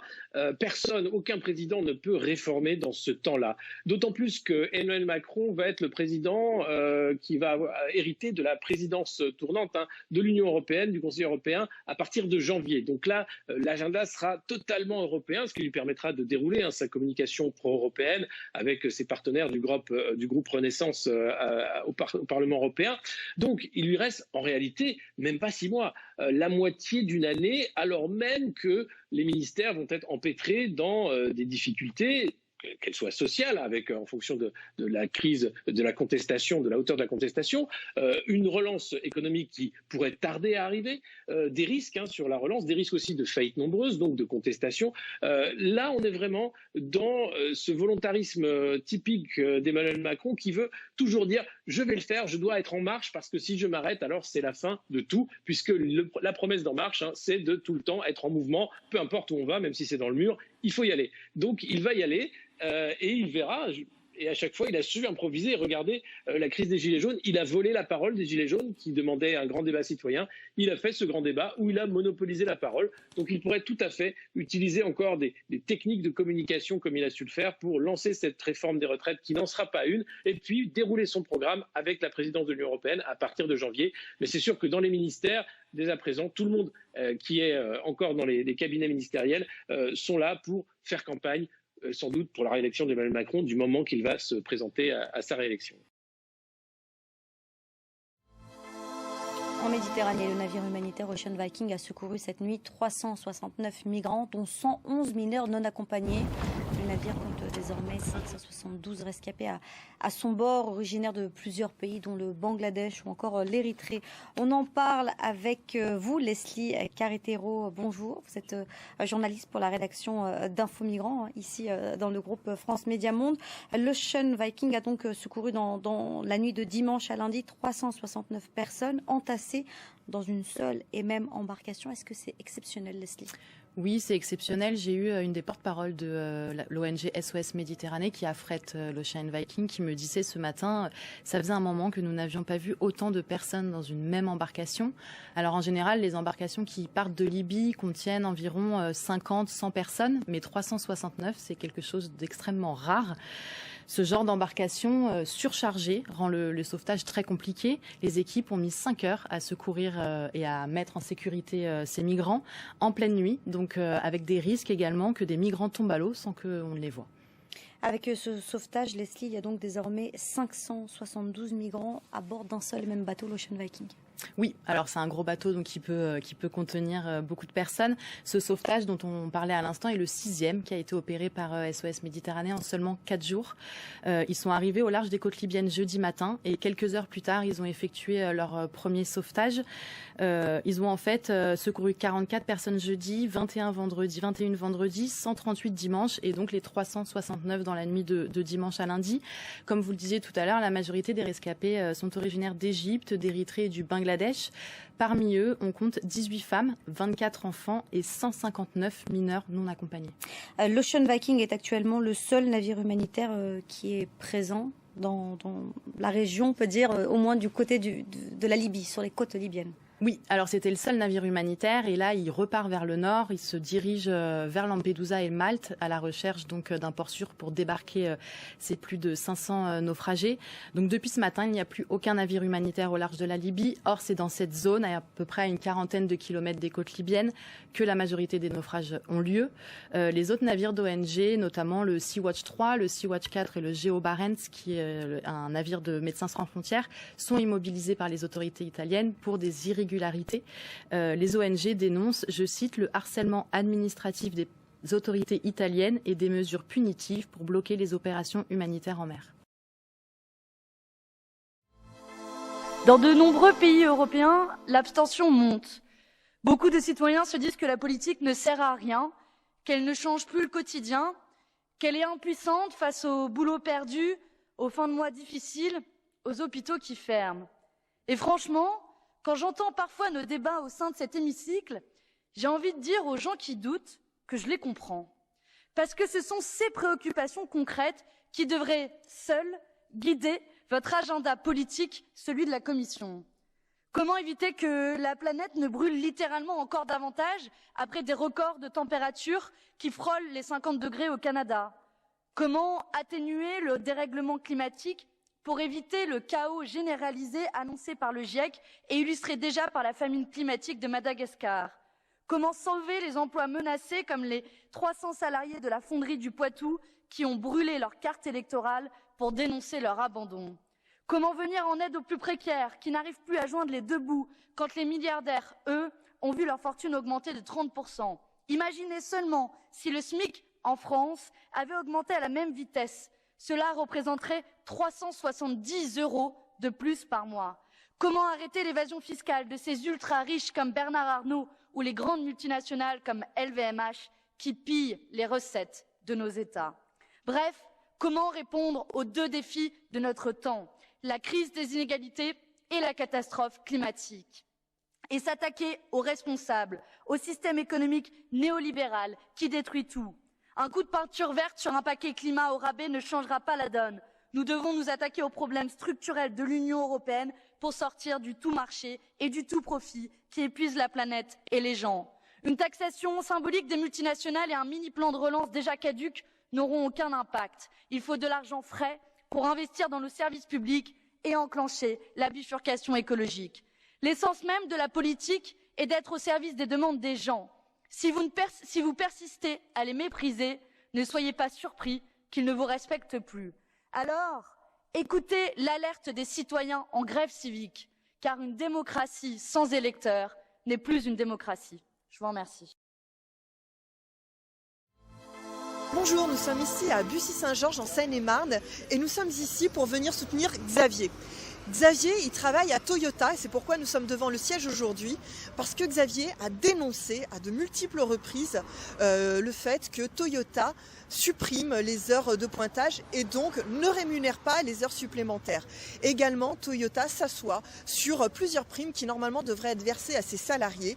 Et aujourd'hui, pour avoir dénoncé ça à de multiples reprises, eh bien c'est Xavier qui est envoyé en commission disciplinaire.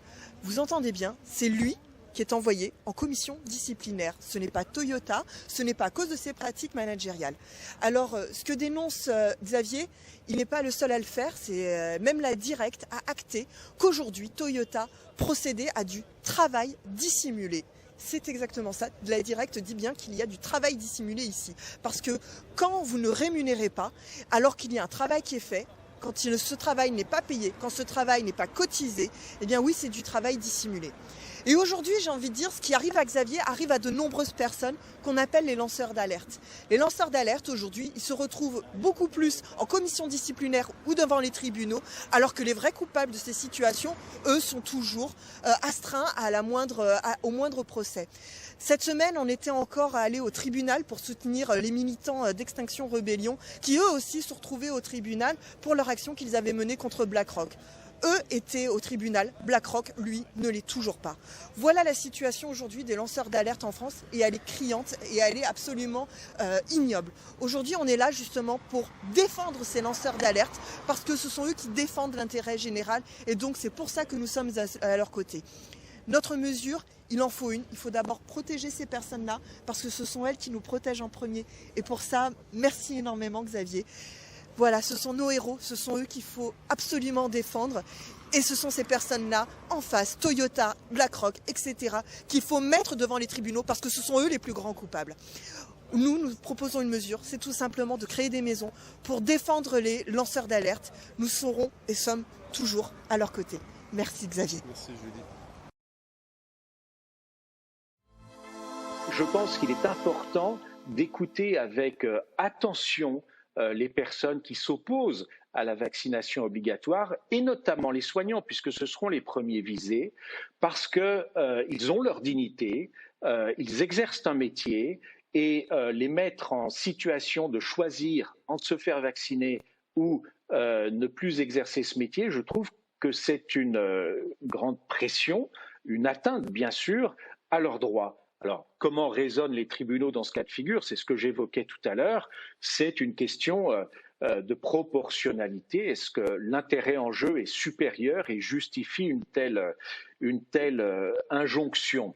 Socialement, collectivement, vous évoquiez la CGT qui a pris position. Les syndicats vont-ils réagir? Nous sommes dans une situation où la population dans son ensemble, nous tous, sommes les nerfs à fleur de peau après les mois qui se sont passés. On peut imaginer que de manière très inattendue, impromptue, une forte réaction sociale se fasse jour en réponse à une contrainte supplémentaire de la part de l'État de cette nature-là. Je n'en sais rien et je ne le souhaite pas. Hein. Ne nous méprenons pas, je ne souhaite pas être de mauvais augure.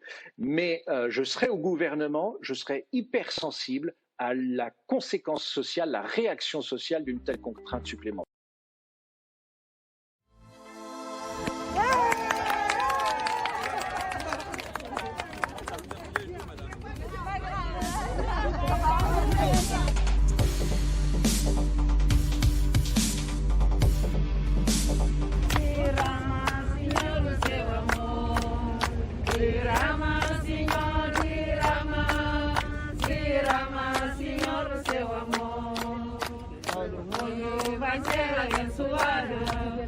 Travailler à l'Assemblée nationale, là je gagne 809 € par mois, net.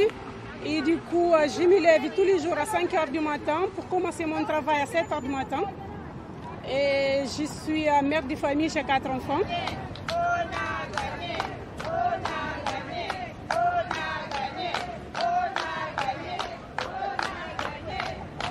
Vous prenez le bus, le train, le métro? Oui, si. Oui, le bus, le métro, le train et le métro. Ouais. Et vous faites combien d'heures ici, là? 5 heures. Moi, ça va parce que j'ai de la chance. J'ai 5 heures, mais il y en a des gens qui viennent pour 3 heures, donc c'est pas... Ouais. 5 heures à 10 €, ça fait 50 €. Vous faites tout ça pour 50 € par mois? 50 €, même pas. Hein,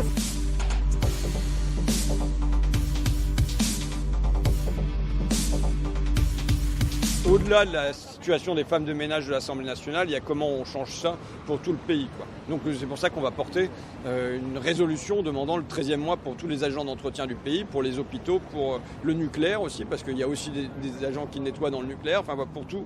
Voilà. Mais ce ne sera pas la solution. Ce qu'il faut, c'est résoudre la question des horaires. À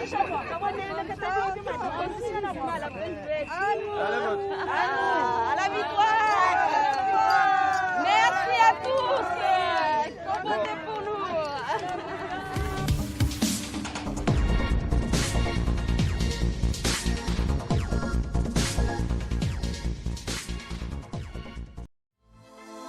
En France également, la propagation du variant Delta inquiète et il pourrait provoquer une 4e vague dès le mois de juillet, selon Olivier Véran, propos du ministre de la Santé hier.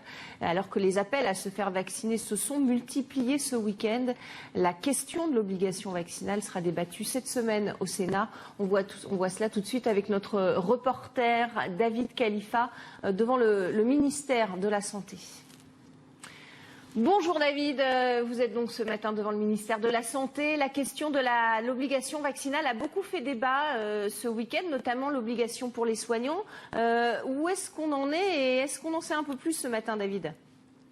Écoutez Magali, ce qu'on peut dire c'est que le gouvernement marche sur des œufs longtemps réticents. La légère recrudescence de l'épidémie due au variant Delta rebat totalement les cartes. Le temps n'est plus à la pédagogie mais à la prise de conscience en ce qui concerne les soignants dans un premier temps, mais aussi tous les Français. Olivier Véran s'impatiente au vu de la pression mise par l'Académie de médecine qui préconise l'arrêt des remboursements des tests PCR afin d'élever rapidement le niveau national de couverture vaccinale au cours de l'été, une option qui sera étudiée dès aujourd'hui par le gouvernement. La haute autorité de santé, elle, est plus directe dans ses propos. Écoutez. Il est impératif de se donner l'objectif de vacciner tous les professionnels de santé et tous les intervenants du secteur médico-social. Indispensable pour ne pas exposer au virus les personnes qu'ils soignent, accompagnent ou qui sont à leur contact. Il est donc impératif que leur couverture vaccinale progresse rapidement, faute de quoi, face à un risque de résurgence épidémique, la question de l'obligation vaccinale devra être rapidement posée. La réflexion sur l'obligation vaccinale pourrait s'étendre à l'ensemble de la population. Une réflexion qui pousse l'exécutif à se projeter sur un projet de loi, en tout cas selon plusieurs sources gouvernementales en ce qui concerne les soignants. Tout du moins, une consultation sur le sujet va être lancée avec la question du calendrier. Gabriel Attal estime possible une annonce avant septembre. Olivier Véran, de son côté, en a remis une couche hier concernant les soignants. Écoutez. Demander à un soignant de se vacciner, c'est pas le pointer du doigt. C'est pas dénigrer le travail qui a été fait. C'est pas dénier le sens de leur engagement. C'est pas vouloir brusquer qui que ce soit. Demander à des soignants de se vacciner, c'est leur demander d'aller au bout de leur engagement au service de leurs malades et de la santé des gens qu'ils ont choisi de protéger. Encore une fois, la vaccination obligatoire, quand on est soignant, ce ne sera pas une nouveauté. Une prise de position qui met donc la pression sur les soignants. Comment est-ce qu'ils réagissent, David, et cette possible vaccination obligatoire pourrait-elle s'étendre à toute la population ? Eh bien, paradoxalement, Magali, même si ce n'est pas un cas général, eh bien, la tendance est plutôt positive du côté des soignants. À en croire cette tribune publiée hier dans le JDD, 96 professionnels de santé appellent à rendre obligatoire la vaccination des soignants pour, je cite, en finir au plus vite avec la pandémie pour éviter une 4e vague avec ses conséquences humaines, sociales et économiques. Tous les soignants doivent être vaccinés. Concernant la vaccination obligatoire étendue à toute la population, eh bien la question est sur la table et reste envisageable si jamais la vaccination continue de stagner, ce qui est le cas depuis ces dernières semaines en France. Mais on en est loin pour l'instant, car il faudrait un texte de loi pour pouvoir le faire. Et au vu de la réaction de l'opposition politique, eh bien les débats pourraient être houleux si jamais un tel texte devait arriver à l'Assemblée. Merci beaucoup, David, pour toutes ces précisions. D'ailleurs, Emmanuel Macron veut relancer la réforme des retraites. Il devrait prendre la parole. Quelles pistes sont envisagées et pourquoi maintenant, selon vous ? Oui, alors c'est vrai que Emmanuel Macron laisse planer le doute encore sur cette fameuse réforme des retraites. Il aimerait la faire passer avant la fin de son quinquennat. Ça paraît un timing étonnant compte tenu de la difficulté qu'il a eue auparavant, le 49.3, et puis le fait qu'aujourd'hui les partenaires sociaux sont tous contre cette réforme en disant que ce n'est pas forcément le moment, qu'elle n'est pas forcément bien faite. Le manque de concertation, bien entendu, mais ça n'empêche pas Emmanuel Macron de vouloir continuer. L'idée, apparemment, selon certaines sources, serait de décaler de 62 à 64 ans l'âge du départ à la retraite, ce qui va à l'encontre des promesses du candidat Macron. Et donc on voit bien qu'il essaye d'avoir un bilan à défendre, défendre du côté bien sûr des électeurs de droite qui pourraient lui reprocher de n'avoir rien fait et d'avoir fait semblant. Mais ça risque d'être difficile de faire une rentrée sociale délicate sur fond de Covid, puisque le variant Delta est là et on ne sait pas où cela va nous mener. Oui, le parti présidentiel qui est affaibli notamment après les élections. Quelle stratégie selon vous pour Emmanuel Macron ? Eh bien oui, pour Emmanuel Macron, c'est compliqué, mais pour lui, La République En Marche, c'est un parti déjà mort, qui ne sert à rien. L'étiquette est plus répulsive qu'attractive. On a vu des députés un peu gênés d'avoir cette étiquette. Au régional, on essayait de cacher l'appartenance à La République En Marche. Le mot d'ordre, c'est de faire une maison commune, de faire une nouvelle plateforme de majorité présidentielle pour emmener Emmanuel Macron vers 2022, tout en changeant le nom de La République En Marche vers autre chose. Alors, il y a déjà des groupes qui ont fait scission de La République En Marche, qui sont maintenant des groupes qui font partie de la majorité présidentielle. Donc on voit comment tout cela pourrait être fait de manière assez artificielle autour de l'UDI, du MoDem, d'Agir et de ces groupes qui sont à l'Assemblée nationale. La réalité, c'est que La République En Marche est un parti qui n'arrive pas à fonctionner, à marcher. Tout simplement, moins de 10 000 adhérents. Alors certes, beaucoup d'argent, puisque le système français fait que les partis gagnants majoritaires à l'Assemblée sont assis sur des trésors de guerre. C'est le cas de La République En Marche, qui a pu acheter un magnifique nouveau siège dans Paris. Mais en juillet, le Congrès arrive et peut-être qu'il y aura une guerre pour remplacer Stanislas Guerini, dont le bilan est extrêmement mitigé, avec une difficulté, bien sûr, à mobiliser des troupes, des militants sur le terrain. Or, une élection, ce n'est pas uniquement dans les médias, ce n'est pas uniquement un coup de petite phrase, c'est aussi avec des militants qui vont convaincre au porte-à-porte l'idée d'un projet. Alors, ce week-end, il y avait beaucoup d'universités d'été, notamment le congrès du Rassemblement national où Marine Le Pen a prononcé son premier discours de campagne. Écoutez, on en parle après. Nous ne reviendrons pas en arrière. Avec tout le respect que nous avons pour notre propre histoire, nous ne reviendrons pas au Front National. Nous avons su, durant ces 10 dernières années, nous écarter des analyses à l'emporte-pièce, des sentences irrévocables et des mesures simplistes.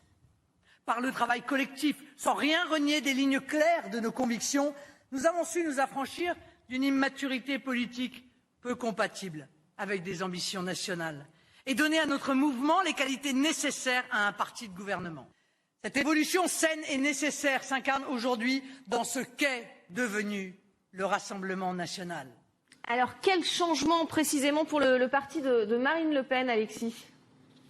Très peu de changements en réalité, puisqu'elle reste reconduite avec une large majorité à la tête. Jordan Bardella qui prend sa suite. On voit bien que la voie choisie par Marine Le Pen de la dédiabolisation, de finalement essayer d'être un parti de gouvernement continu, avec une difficulté tout de même, c'est celle d'attirer de nouveaux cadres, d'attirer autour d'elle davantage de personnalités qui pourraient former un gouvernement si elle devait être élue. Elle continue sa campagne avec, elle aussi, très peu de militants, un blues des militants du Rassemblement national. On l'a vu lors de ces régionales, la défaite a été difficile puisque certains pensaient que la victoire était assurée dans certaines régions, avec aussi des luttes internes entre l'ancienne garde, la jeune garde, et puis certains comme Julien Audoul, le porte-parole, qui était téléporté en Bourgogne-Franche-Comté, et c'est ce qui a fortement déplu aux militants locaux. Donc on voit que là encore, le Rassemblement national est un peu comme La République en marche, un parti extrêmement centralisé, un parti avec peu de militants qui a du mal à s'ancrer là aussi sur les territoires, même si quelques villes sont aujourd'hui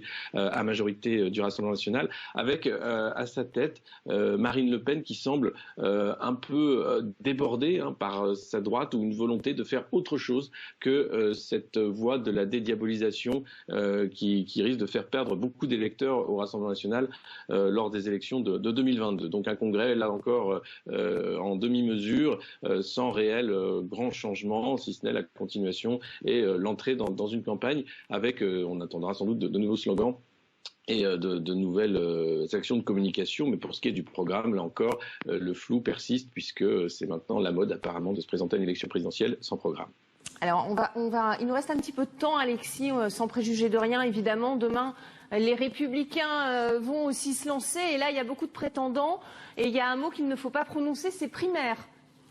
Oui, alors, c'est un peu le ni oui ni non. C'est-à-dire qu'il faut dire qu'il y aura quand même une façon de départager. C'est M. Leonetti qui était en charge de cet épineux dossier.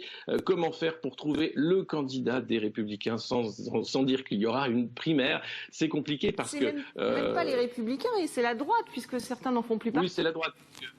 Absolument. Il y a Valérie Pécresse qui voudrait y aller, qui ne fait plus partie de ce parti. Xavier Bertrand également, qui vient de ce parti, qui ne fait plus partie. Donc, de ceux qui restent chez les LR, il y a Laurent Wauquiez, bien entendu, Renaud Muselier qui a gagné la raison PACA, mais je ne sais pas s'il souhaite y aller, et d'autres encore. Donc on voit toujours c'est ce problème à droite, cette guerre des égos, cette lutte des chefs, et il n'y a plus d'arbitre des élégances aujourd'hui. C'est chacun pour soi. Il faut aller vite puisque Xavier Bertrand est déjà candidat. Il aimerait être celui qui va emporter tous les suffrages au sein de sa famille politique. Rien n'est moins sûr. Reste à voir évidemment comment les Républicains et au-delà la famille de droite plus largement va gérer et trouver un candidat, parce que c'est ce jeu de la Ve République qui fait que les partis, les mouvements sont obligés de trouver une incarnation qui va être autant cristallisante pour les opinions et qui va porter plus qu'un projet, mais une personnalité. Et parfois, ça peut être un vrai problème pour le parti. C'est ce qu'on voit au sein du Rassemblement national où Marine Le Pen est contestée, mais également au sein de la France insoumise où certains à gauche n'aiment pas la personnalité de Jean-Luc Mélenchon parce que voilà comment le jeu dans la Ve République fonctionne. Il faut hyper personnaliser ce scrutin finalement aux dépens du débat politique, des idées et des programmes. Jean-Luc Mélenchon, dont le meeting a été un peu perturbé par le mauvais temps, par contre. Oui, la pluie a empêché Jean-Luc Mélenchon de tenir son meeting à l'extérieur pour des raisons de sécurité, puisqu'il y aurait eu des risques orageux. Donc il a tenu son meeting en intérieur en donnant rendez-vous à l'université d'été de la France insoumise, où là il y aura le grand rassemblement en août pour compter les troupes et partir bien sûr en campagne à ce moment-là, avec encore davantage d'organisation. Là encore, Jean-Luc Mélenchon a choisi la version marathon de la campagne présidentielle, puisqu'il est parti très tôt. Avec des pétitions en ligne, avec la base programmatique de l'Avenir en commun qu'il porte. C'est la 3e fois qu'il se présente à l'élection présidentielle. C'est avec aussi l'espoir de Jean-Luc Mélenchon d'être celui qui arrivera à mettre derrière lui les forces de gauche. Mais on voit que c'est compliqué puisqu'à gauche, il y a là encore beaucoup de candidatures qui arrivent. La primaire pour ELV, le parti des écologistes, avec Yannick Jadot, Sandrine Rousseau, Éric Piolle, qui sont sur la ligne de départ. Et puis au Parti socialiste, alors là c'est l'attente, la grande attente. Sera-ce Anne Hidalgo? Est-ce que Arnaud Montebourg va faire quelque chose, même si lui a quitté ou a pris ses distances avec le Parti socialiste, et encore plein d'autres qui pourraient entrer dans la course et qui ne sont pas déclarés. Donc l'automne sera très très occupé avec un embouteillage de candidats sans doute. Monsieur le Premier ministre, depuis plusieurs jours, on nous explique que vous étudiez le report de l'âge légal de départ à la retraite à 64 ans. Alors j'ai une première question. Est-ce que le candidat Macron en 2017 a écrit « L'enjeu aujourd'hui n'est pas de repousser l'âge ou d'augmenter la durée de cotisation ». Oui. Est-ce qu'en avril 2019, le président Macron a redit « Est-ce qu'il faut reculer l'âge légal ? Je me suis engagé à ne pas le faire ». Oui. Alors si ces annonces se confirment, est-ce que la parole d'Emmanuel Macron ne vaudrait rien ? Oui. À partir de 60 ans, chers collègues, on est plus fragile. Le Covid nous l'a privé. Les 60-64 ans ont 2 fois plus de risques d'être hospitalisés. On a aussi appris que reculer l'âge de départ à la retraite, c'est faire reculer l'espérance de vie en bonne santé. Car à partir de 60 ans, on peut encore profiter un peu de la vie en bonne santé. Ce ne sont pas que des chiffres, ce sont des moments de vie que vous ruineriez. Je vous parle de pouvoir s'adonner à des passions, des loisirs, sa famille, ses petits-enfants, le monde associatif après une vie de labeur. Pourquoi priver les Français de ces moments de bonheur mérités? Le Conseil d'orientation des retraites nous explique pourtant qu'à long terme, nous n'avions pas de problème de financement du système de retraite. Le déficit actuel sur nos retraites vient des pertes d'emploi et d'exonération des cotisations. C'est celui du transfert de la dette Covid sur la dette sociale. Le problème n'est donc pas les dépenses. Il n'est pas d'allonger l'âge du départ à la retraite. Le problème, c'est les recettes. Les richesses explosent en France. La productivité n'a jamais cessé d'augmenter. Pourquoi ne pas répartir autrement les richesses gagnées par la productivité, plutôt que d'enfermer les gens toujours plus longtemps dans leur travail? Alors que le chômage explose, nous devrions plutôt ambitionner le plein emploi en commençant par partager le temps de travail, à commencer par revenir à un âge légal de la retraite à 60 ans, comme notre programme L'Avenir en commun le propose. Pourquoi cette réforme à quelques mois des présidentielles? Pour répondre aux ordres de la Commission européenne, nous ne lui devons rien. Alors je vous le demande, faites cesser ces bruits insupportables. Ne faites pas payer la crise au monde du travail. Ne mettez pas le pays sur une poudre. Le journal de presque 17h17. C'est extraordinaire quand même. On ne se bidonne pas. Mais c'est quand même une blague qui donne à penser. Et on commence par les titres. Dans ce journal, on parlera de la soirée victorieuse pour la gauche et les Républicains. Oh là là là là, on vit une belle année 2008 quand même. On parlera donc des résultats dans le nord de la France. Vous avez entendu parler du film Bienvenue chez les Ch'tis? Je pense que ça marchera pas, mais ça vient de sortir. Et enfin, on parlera aussi de musique. Oh, j'adore. Vous avez entendu le dernier album de Mano? Bon, allez, jingle. Vous aimez pas Mano? Oui, beaucoup, ouais. L'attribut de Dana, c'était fort. Quand même. Oui, allez, revenons en 2021. D'accord, allez, on commence donc par la politique. Oui, hier soir avait lieu le second tour des élections régionales et l'abstention a encore battu des records. Mais bien sûr, mais c'est la faute au beau temps. Oui, il pleuvait sur une bonne partie du pays hier. Oui, pardon, oui, c'est de la faute au mauvais temps. Qu'est-ce qui vous prend là? Désolé, j'ai confondu mes fiches avec les éléments de langage de La République En Marche. Ah d'accord, ok. Excusez-moi. Donc régional toujours, Olivier Faure est revenu sur les unions de gauche conduites par les écologistes et il évoque un plafond vert. Ouais, j'aurais plutôt fait blanc, moi, le plafond, parce que ça agrandit la pièce. Hein? Attendez, il parle pas d'un vrai plafond, hein, Ah bon un plafond d'Europe Écologie Les Verts qu'on peut pas dépasser, enfin un plafond de verre. Attendez, un plafond de verre vert? Ouais. Mais attends, je comprends, en vert ou parce que c'est pas clair. J'ai pourquoi demander à Olivier Faure, c'est qui ce mec-là? Il est architecte? Non mais Olivier Faure, le patron du PS. Quoi? Mais je comprends rien à ce que vous racontez. Ok, bon, on enchaîne. Bah oui, Régional c'est pas toujours. Pour Gérard Collomb, les élections sont clairement un échec pour La République En Marche. Waouh! L'analyse de ma boule, GG. On a rarement vu ça. Je crois qu'il a ajouté. Dis donc, c'est pénible cette histoire de virus aussi. Hein. Ouais, puis il fait un petit peu frisqué pour un mois de juin. On sait plus comment s'habiller. Oh là là, dis donc. Allez, sur CNews, Robert Ménard est revenu sur les régionales en déclarant, je cite, qu'il fallait s'interroger sur la crédibilité des gens que présente le RN. Ouais, Robert Ménard qui s'interroge sur la crédibilité. Voilà, c'est comme Clara Dupont-Moreau qui s'interroge sur la générosité. Et les élections départementales, parce qu'elles ont eu lieu Oui. aussi. Hein, oui. Et Gérald oui. Darmanin a été largement élu dans son canton de Tourcoing. Ah bah voilà, au Rassemblement National, ils ont passé leur soirée à faire la gueule, mais ils ont quand même une victoire. Hein? Mais Darmanin, c'est pas le Rassemblement National, enfin. Vous êtes sûr de ça? Bah oui, justement, il trouvait Le Pen trop molle, alors. Mais non, quand il disait trop molle, c'est quand il était agent immobilier et que les filles qui cherchaient un logement, elles n'étaient pas assez... C'est bon. Allez, on enchaîne non. avec cette nouvelle tragique. Les pianos sont de retour dans les gares. Ah oui, une pensée pour le personnel de la SNCF qui va devoir subir des amateurs qui connaissent rien à la musique mais qui veulent juste pécho. Attendez, Guillaume, vous Oui. parlez toujours des pianos dans les gares ou de votre spectacle musical avec les disruptifs? Ok, on enchaîne. Allez, Très bien. on enchaîne. Allez, selon des scientifiques, le sélacanthe serait la seule créature vivante qui existe depuis 180 millions d'années d'évolution. Ah, non, il y a aussi le Jean-Yves Le Drian. Non, mais j'ai dit créature vivante. Hein. Ah oui, vivante, autant pour moi. Non, ça marche pas, alors. Attention, soyez D'accord. attentifs quand Oui. même. Et enfin, à Mulhouse, 4 scouts ont construit la plus haute tour de Capla au monde. C'est un jeu de construction en bois. Il n'y a pas à dire. Hein. Depuis que l'Église contrôle plus les prêtres pédophiles, ça laisse plus de temps aux enfants pour s'amuser. On est sur un win-win.